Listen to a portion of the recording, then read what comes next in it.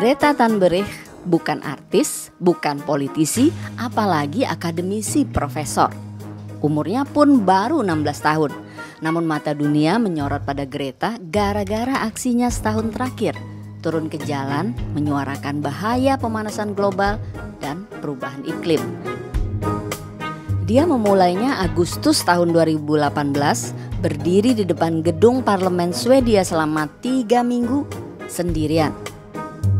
Sekarang gerakan Fridays for Future sudah diikuti oleh lebih dari 7 juta remaja di seluruh dunia. Kecemasan Greta adalah kecemasan bersama tentang bumi, rumah kita satu-satunya, yang suhunya akan naik bertahap bisa sampai 8 derajat di tahun 2100.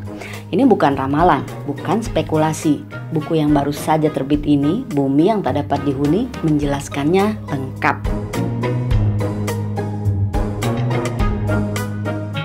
8 derajat doang, belum 2 digit.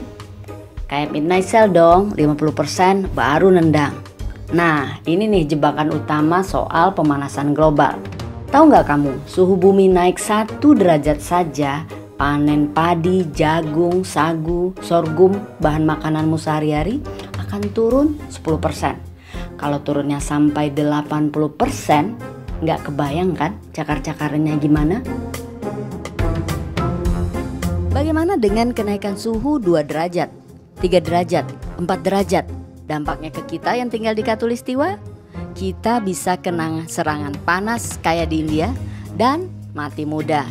Kita 7 miliar lebih umat manusia di bumi ini beserta flora dan faunanya terhubung satu sama lain.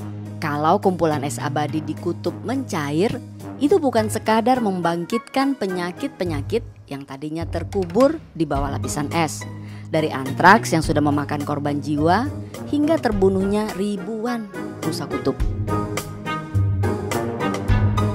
Es kutub selama ini melindungi suhu samudra dengan memantulkan sinar matahari ke angkasa.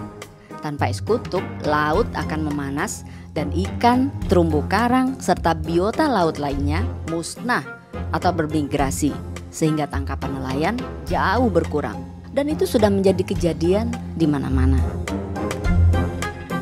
Dan tahukah kamu, kota keren seperti New York, San Francisco, Amsterdam, London, Helsinki, dan lain-lain bisa jadi tinggal kenangan gara-gara naiknya permukaan air laut. Hampir 2/3 kota besar yang berada di pesisir mungkin akan tenggelam, termasuk Jakarta yang kualitas udaranya masuk top 5 terburuk dunia.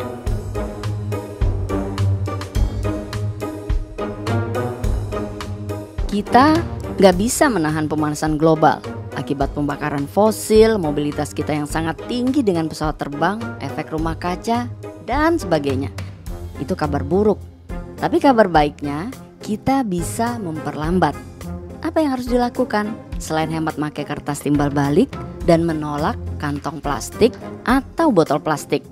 Nah, kamu bisa taruh pot kecil mungil di meja belajarmu, di meja kerjamu, di meja rapat, dan seterusnya. Itu akan membantu menurunkan emisi karbon dan membuat efek bahagia. Tanam pohon sebanyak-banyaknya. Nah, ini yang paling besar dampaknya.